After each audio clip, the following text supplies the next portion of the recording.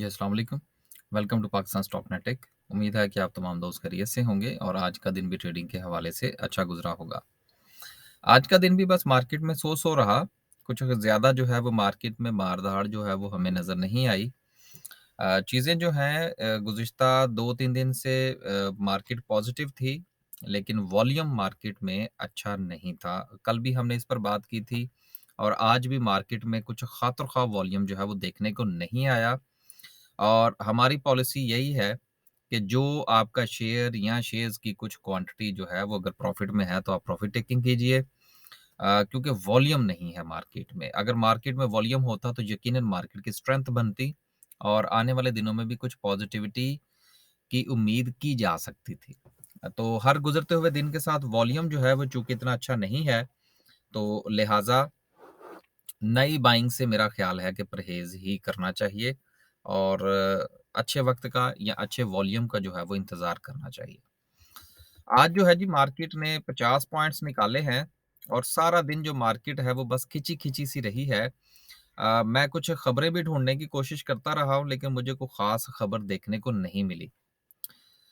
अ, आज ज़रा थोड़ा केएमए 30 को भी देख लेते हैं। केएमए 30 में से 100 पॉइंट्स निकले हैं और इसके साथ जो रिज़ल्ट्स का सीज़न है, आपको पता है कि दिसंबर क्लोजिंग में क्वार्टरली भी होता है और ख़ासकर हमारा जो बैंकिंग सिस्टम है और उसके साथ-साथ जो हमारे फर्टिलाइज़र्स की कंपनीज़ हैं, उनका रिज़ल्ट जो है वो भी इन्हीं दिनों में जो है वो आते हैं। फ़ौजियों की जो दोनों कंपनीज़ हैं एफएफसी और एफएफबीएल जो है, दोनों का रिज़ल्ट आ चुका। एक का रिज़ल्ट थोड़ा बेहतर था, दूसरे का तो बुरा ही हाल है।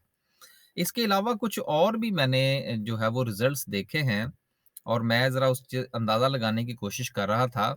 मसलन ये लेटेस्ट रिज़ल्ट्स जो हैं माफ़ कीजिएगा, लेटेस्ट ये वाले जो 2-3 रिज़ल्ट्स हैं, इसमें सेंचुरी वालों का है, दूसरे क्वार्टर का था रिज़ल्ट्स, आरएफ हबीब का भी दूसरे क्वार्टर का था, आईएनआईएल का भी दूसरे क्वार्टर का था, क्रिसेंट स्टील वालों का भी दूसरे क्वार्टर का था और तो ये सारे के सारे जब मैंने देखे हैं, तो इन सब को देखकर जो है वो मुझे ये अंदाज़ा हो रहा है कि लगता है कि हालात जो है वो कुछ इतने अच्छे नहीं हैं और आने वाले दिनों में जो मज़ीद रिज़ल्ट्स आएँगे, ये मैं इसको लाल दायरा लगा रहा हूँ।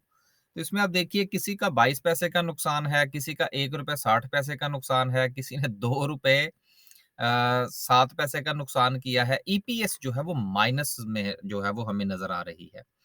2 कंपनीज़ जो हैं वो स्टील सेक्टर की हैं और इन्वेस्टमेंट कंपनी है, पेपर एंड बोर्ड है।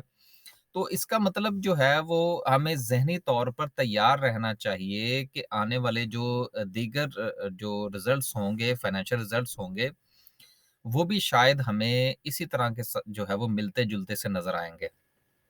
इसके साथ-साथ जो है वो बैंक्स के हवाले से ये बातें हो रही हैं कि बैंक्स के ऊपर जो है वो वन टाइम टैक्स जो है वो लगाया जाए। पहले भी ये खबर आई थी, लेकिन उसके बाद ये कहा गया था कि शायद जी वो वापिस हो गया, लेकिन अब दोबारा से बातें हो रही हैं। मिनी बजट में मेरा ख़्याल है कि ये सारा का सारा मामला जो है, ये निपटेगा और बैंकिंग सेक्टर के ऊपर जो है वन टाइम उनसे टैक्स लिया जाएगा। इसके साथ-साथ इन्होंने ₹100 का जो है वो खाए हैं और डकार भी नहीं मारा, उसका भी इनको कुछ ना कुछ जवाब देना पड़ेगा। तो सर्विसेज़ सेक्टर में बैंकिंग जो है वो पहले नंबर पर है, तो उसके ऊपर भी काले बादल छाए हैं। तो जब ये काले बादल पूरी तरह से छा जाएँ और बैंक्स को मार पड़े तो फिर इसको बाय कर लीजिएगा। अक्सर दोस्त जो है वो कल भी मुझसे पूछ रहे थे जी कि ये जो सर्विसेज़ सेक्टर के बारे में बताएँ, सर्विसेज़ सेक्टर के शेयर्स कौन-से हैं? तो यार माफ़ कीजिएगा, ऐसा कोई भी शेयर जो जो कि किसी किस्म की कोई प्रोडक्ट नहीं बनाता। आज थोड़ा गला खराब है। जितने भी शेयर्स ऐसी कंपनीज़ जो किसी किस्म की कोई प्रोडक्ट नहीं बनाते, फिज़िकल प्रोडक्ट्स, वो सारे सर्विसेज़ सेक्टर कहलाते हैं। उम्मीद है कि अब आपको समझ आ जाएगी।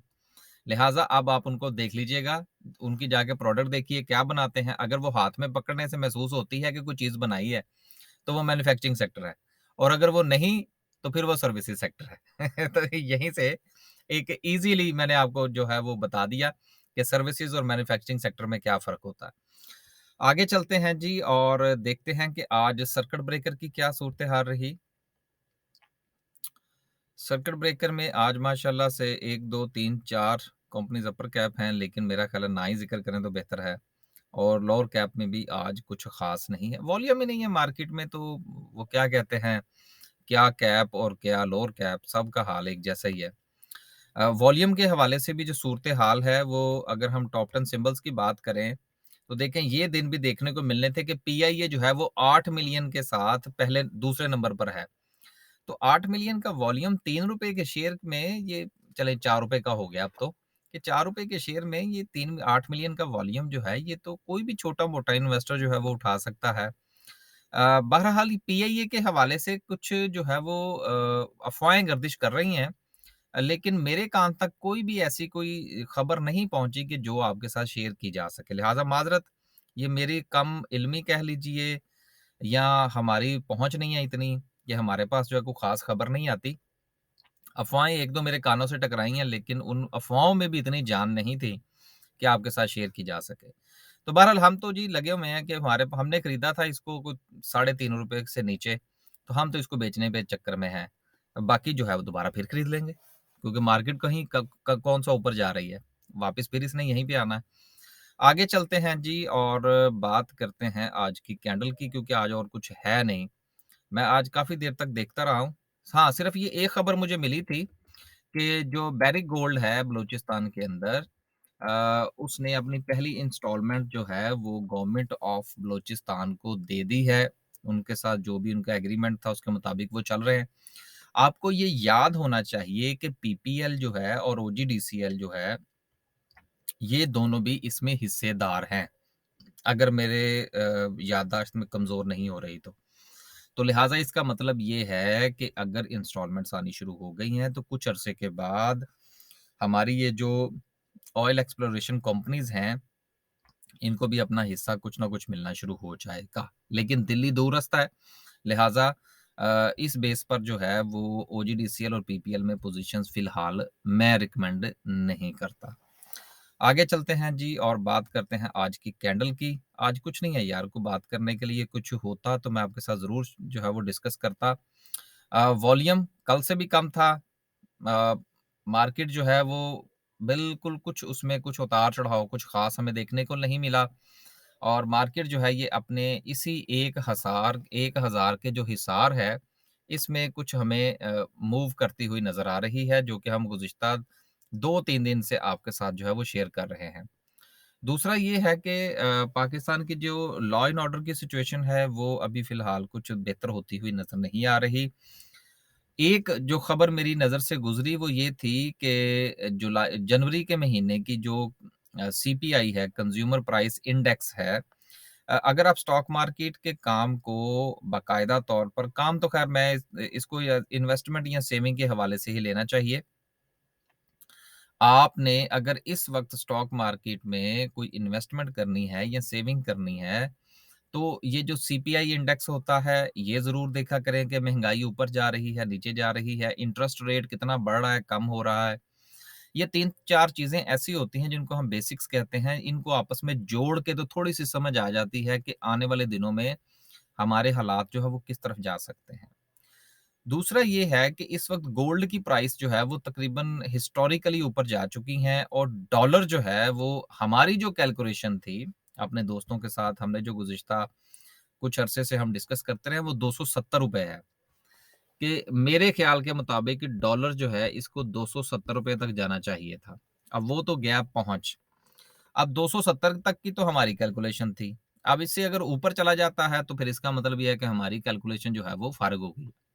तो इस वक़्त के जितने भी मामलात हैं, ये सारे 270 के साथ हमने ज़हन में रखे हुए थे। अब वो अचीव हो गया है। अब अगर डॉलर की प्राइस जो है वो 270 से ऊपर उठती है और 290 की तरफ चलती है, तो फिर नई कैलकुलेशन करना होगी। आज स्टॉक मार्केट के हवाले से मैंने पहले भी 1-2 बार ये ज़िक्र किया है, आज फिर करता चलूँ कि मार्केट के अंदर आपने जब भी कैलकुलेशन करनी है, चाहे आप डॉलर पॉइंट ऑफ व्यू से करें या शेयर्स की प्राइस के हवाले से बात करें, उसको हमेशा एक डिजिट के साथ लेकर चला करें और जब वो मामलात उस डिजिट तक पहुँच जाएँ, तो फिर आपको नई कैलकुलेशन करना पड़ती है। मार्केट में अगर आप एक बार कैलकुलेशंस करके बैठ जाएँगे और आप ये समझेंगे कि ये बस आने वाली जो है वो मेरी सारी ज़िंदगी के लिए कैलकुलेशन मैंने कर ली है, तो ये मार्केट में इंतहाई नुकसानदेह साबित होगा। लिहाज़ा आप हर गुज़रते हुए दिन के साथ अपनी कैलकुलेशन को मैं यू टर्न तो नहीं कहूँगा, लेकिन उसको रीकैलकुलेट ज़रूर कीजिए क्योंकि ये लम्हा ब-लम्हा बदलती हुई मार्केट है। आज इजाज़त दीजिए, कुछ ख़ास नहीं था आपके साथ गुफ्तगू करने को, कोई खबर नहीं थी देने के लिए, लिहाज़ा माज़रत कबूल फ़रमाइए। देखेंगे कोई खबर-शबर हमारे हाथे चढ़ी, तो इंशाअल्लाह आपके साथ डिस्कस करेंगे। अल्लाह हाफ़िज़।